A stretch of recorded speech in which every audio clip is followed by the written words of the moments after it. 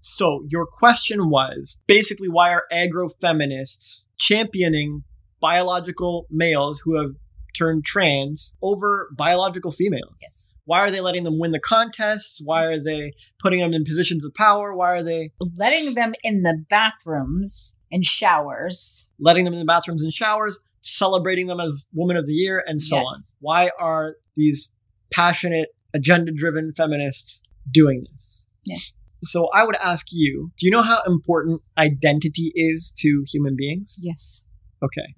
And so if someone identifies as an activist, as a fighter for a cause, as a defender of minorities, if they identify as this is their identity in their heart and soul. They're like, that's who I am. I've been fighting since I was born. I was fighting for feminism. I'm fighting for trans. This is their identity as a fighter, right? As a champion, as an activist. When feminism basically gets rid of the pay gap, there's been research, this is mostly debunked, and women have more shelters and more child support and they win more court cases and all this stuff, when they now have the right to vote, which they didn't have before, and they have the right to work, which they didn't have before, and they have the right to own land, which they didn't have before. When feminism has basically won all the things they were fighting for, yes, what happens to the identity of all the feminists? They identified as someone fighting for women. Well, now that women have everything, they don't know what the hell else to do. So now they're trying to help people who aren't even women. Yeah. They need to find another oppressed cause. And they will do it forever.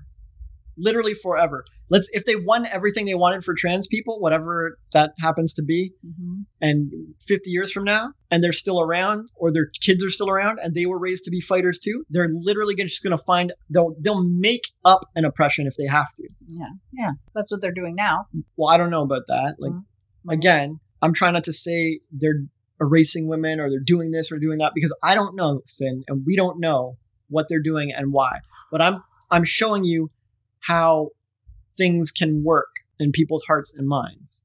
When anyone identifies as anything. My dad identified as a worker his whole life. And so whenever there was no work to be done, he would just find work to be done.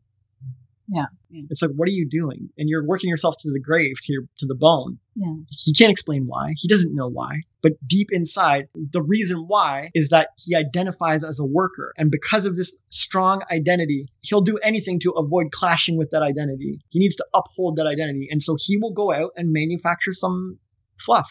Right. Fluff work. Yeah. And cause fighters and activists will identify some fluff cause. Okay. Maybe there's a ton of trans people just living fine and they're like, whatever, it's happy. I figured out which bathroom to go in. I know how to handle this. It's all good. Yeah. And they don't need a champion or an activist doing anything. But the cause fighters, the activists and champions, they got to fight for somebody. They'll drag those people along with them and hold them up as an example. This is who I'm fighting for. The person's like, dude, I don't, what you talking about, man? Yeah. Okay. Fair enough. Right. Yeah. It makes sense if their whole identity is fighting for the oppressed and the victims. And now, as women, we are no longer victims or oppressed. Yeah, they're on OnlyFans, doing whatever, balling out, like have as high body counts as they want, do whatever, right? Women can do whatever. We can do whatever we want. We can be in any job we want.